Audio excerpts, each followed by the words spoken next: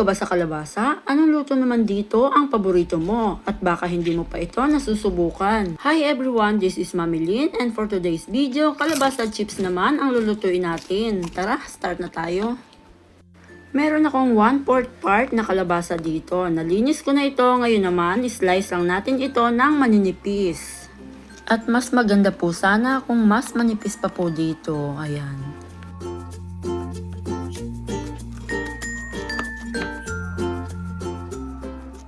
Yun yung kamukha nito, oh, manipis na manipis.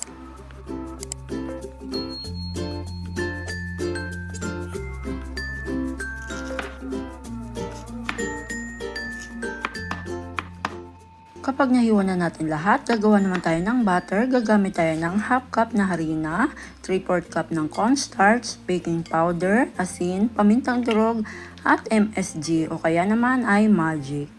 Then, mix lang natin. Ayan. At pagkatapos, gagamit tayo ng 1 cup na malamig na tubig. Ilagay natin ito ng paunti-unti hanggang sa makuha natin ang tamang consistency. Then, lagyan ko lang ng konting yellow food color. Ayan. Ito ay optional lang naman. Kung ayaw nyo or wala kayo nito, ay okay lang naman. Ayan. Okay na to. Ngayon naman, bago ko isawsaw dito ang ating kalabasa, i-coat ko muna ito ng cornstarch. I-dip lang natin isa-isa. Ayan. Then, idiretso na po natin ito sa kumukulong mantika.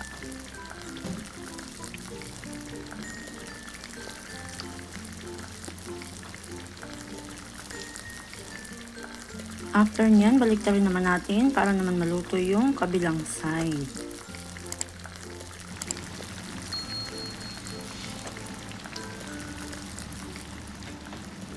Ayan, luto na ito. Hanguin na natin at itabi. At hindi naman kompleto kung ito lang ang kakainin natin. Syempre, gagawa pa tayo ng sausawan para lalong mas masarap. Gagamit tayo ng 1/2 cup na suka, 1/2 cup na tubig, 3 teaspoon ng sugar, 1/2 teaspoon ng pamintang durog, at 1/2 teaspoon din po ng salt. Tapos, haluin lang muna. Then, lalagyan ko ito ng maliliit na hiwa ng pipino, sibuyas, konting garlic lang, green chili, at dahil wala akong siling labuyo, lalagyan ko na lang ito ng chili flakes. Adjust nyo na lamang po ang timpla nito base sa inyong preference. Haluin lang po natin itong mabuti hanggang sa matunaw yung mga pampalasa na inilagay natin. Ayan mga mi, ready na ang ating masarap na merienda at the same time, pwede rin pong pang-ulam. By the way guys, sa mga hindi pa po nakakapag-subscribe dyan, mag-subscribe na po kayo and palike na rin po, then click the notification bell para updated po kayo kapag may bago tayong uploads. Tingnan mo naman kung gaano kalutong yan, oh. At syempre, ito na yung exciting part, ang tikiman time. Tara guys, kain po tayo.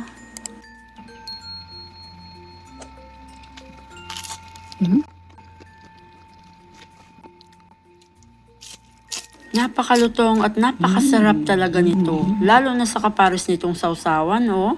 Ang sarap-sarap. Ayan, at ayaw ko na nga siya diyang tigilan. And thank you for watching guys. Sana ay nagustuhan at masubukan nyo ang reseping ito. God bless po. Bye-bye!